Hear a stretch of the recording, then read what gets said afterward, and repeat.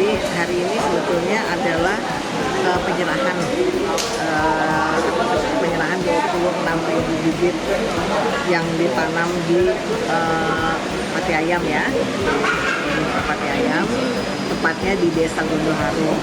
Memang waktu kita lihat di tahun itu ya, sebelum tahun 2020 kan Pati Ayam itu tadi kan kita di video bahwa pegunungannya sudah sangat gundul, sudah tidak ada apa-apa lagi. Nah itu nantinya kan akan mendatangkan bencana alam karena misalnya longsor dan sebagainya.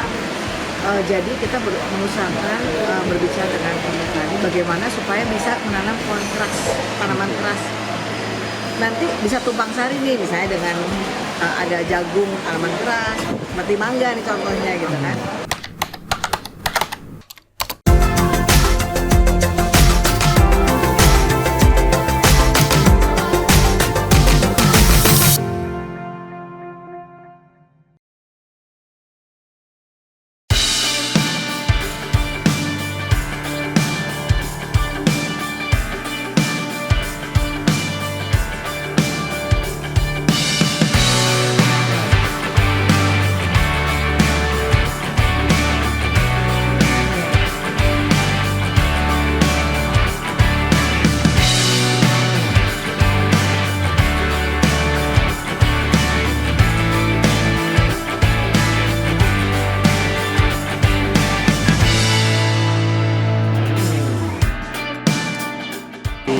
Ceritain tentang kegiatan pada hari ini, tujuannya juga dan kebermanfaatannya apa saja Bu?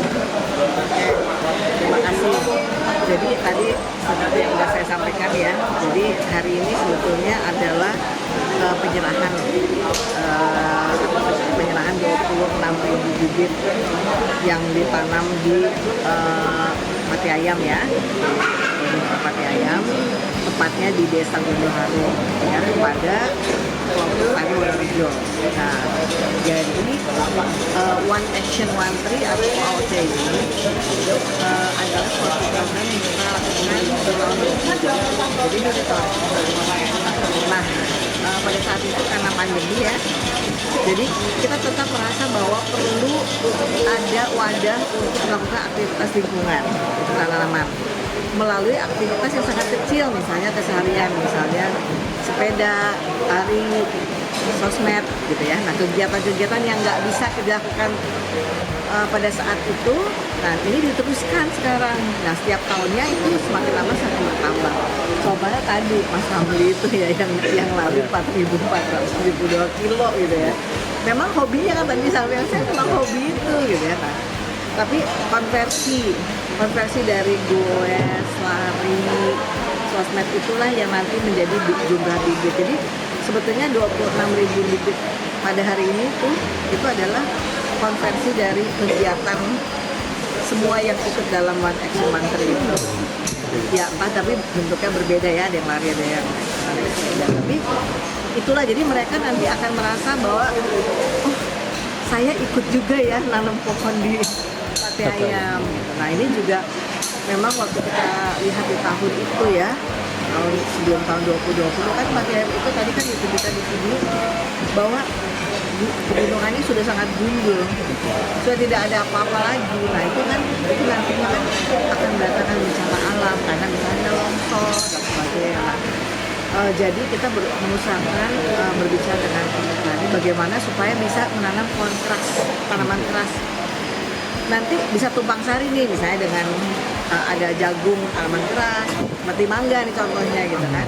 Nah, dan ternyata kebetulan karena punya visi yang sama tadi dengan Pak Masuri ya, jadi Pak Masuri selaku kelompok tani Wonorejo juga tadi punya tantangan kepada petani-petani di bawah kelompok tani. Nah itu kan ada di tadi Pak Masuri punya 337 ke 398 kan. Nah, bayangin bahwa beliau ini harus istilahnya ngajakin ayo sama-sama kita jadi untuk lingkungan kita, dan ternyata kebetulan berhasil dan kita juga bersyukur ini bisa jalan. Bahkan sudah panen tahun lalu ya, sudah panen dari 57 hektar yang panen ya, ini yang panen ya, karena kalau keseluruhannya kan hampir 300 hektar nih, Iya. tapi secara keseluruhan yang ini kan 57 udah menghasilkan 30 ton. Ini baru panen raya pertama lah gitu ya. Nah jadi itu bulan Agustus lalu. Nah, jadi diharapkan setiap tahunnya itu bisa panen yang baik dan tidak akan kehilangan dengan tumpang sarinya juga, tetap bisa ditanam. Tapi juga istilahnya pelestarian lingkungannya dapat, secara penghijauannya dapat. Jadi semuanya istilahnya win-win situation gitu. Bu, total pohon yang sudah ditanam oleh BLDF Jarum di Pegunungan Pati Ayam ini total Nah kalau yang untuk yang terkait dengan OOT ini itu udah 88 yang terkait ini, karena ini memang istilahnya kita sudah lakukan dari tahun 2020 ya, tapi kan pohon itu tidak langsung jadi. Nah ini yang tadi disampaikan yang sudah panen, mudah-mudahan tambah terus. Untuk mungkin Gunung Pati Ayam kan mulainya gundul Bu, yang sekarang sudah mulai hijau, mungkin yang sudah hijau gitu sudah tertanam pohon ada berapa hektar itu? Itu 88.000 Total pohonnya? Iya Pati Ayam ya. Iya, luasannya mungkin Bu? Tadi kan kalau dilihat 300-an ya. Oh, 300-an hektar. yang dikelola ini ya komunitas. Iya, iya. Jadi 300 hektar. Ya. Karena memang tentunya penanaman itu memerlukan perawatan. Kan kita nggak bisa lalu sudah tinggal. Itu tidak akan berhasil. Jadi makanya kita sangat percaya bahwa dengan kolaborasi dengan petani ini, dengan kelompok petani ini akan berhasil karena mereka pun juga mempunyai rasa memiliki dan ini sama-sama sukses gitu ya untuk bisa menjadi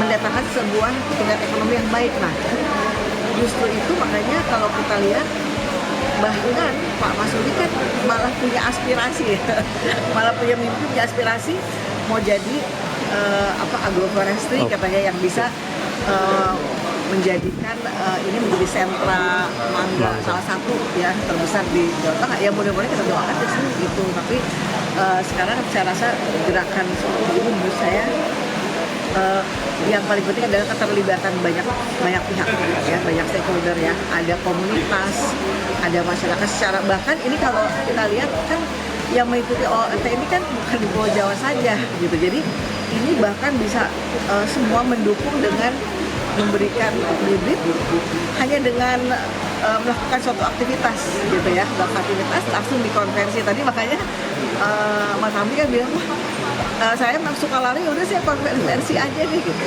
Bu, ada target sendiri nggak Bu dari Jarum untuk kapan bisa menghijaukan seluruh Pati Ayam ini Bu? Kan ini kemanfaatannya kan sangat bisa. Target secara akar tidak ada. Tidak ada. Kalau target menghijaukan Pati Ayam, iya, karena kami percaya bahwa lingkungan yang hijau ini nanti akan mendukung secara luas daerah sekitar. Jadi Kabupaten Kudus ini kan juga akan istilahnya akan baik dalam arti akan memitigasi bencana alam, ya, longsor, banjir dan sebagainya. Jadi sebetulnya yang penghijauan yang secara utuh termasuk ya tentunya ada juga hal-hal yang terkait dengan perubahan iklim ya. Jadi supaya itu lebih baik dan sebagai tanah lebih baik. Nah jadi kita mempunyai target menghijaukan pakaian dan ya, tapi tentunya dimulai dengan hal ini bersama kelompok tani dalam sekian tahun saya akan tercapai. Artinya kan terus keberlanjutan ya Bu kegiatan ini ya. Saya izin konfirmasi lagi, berarti dari 300 hektar sekian tadi yang dimiliki oleh kelompok tani di sini sebanyak 88.000-nya udah hijau sejak BLDF 88.000 sejak sudah tertanam. Oke, Sejak tahun 2020 sampai sekarang. sampai sekarang.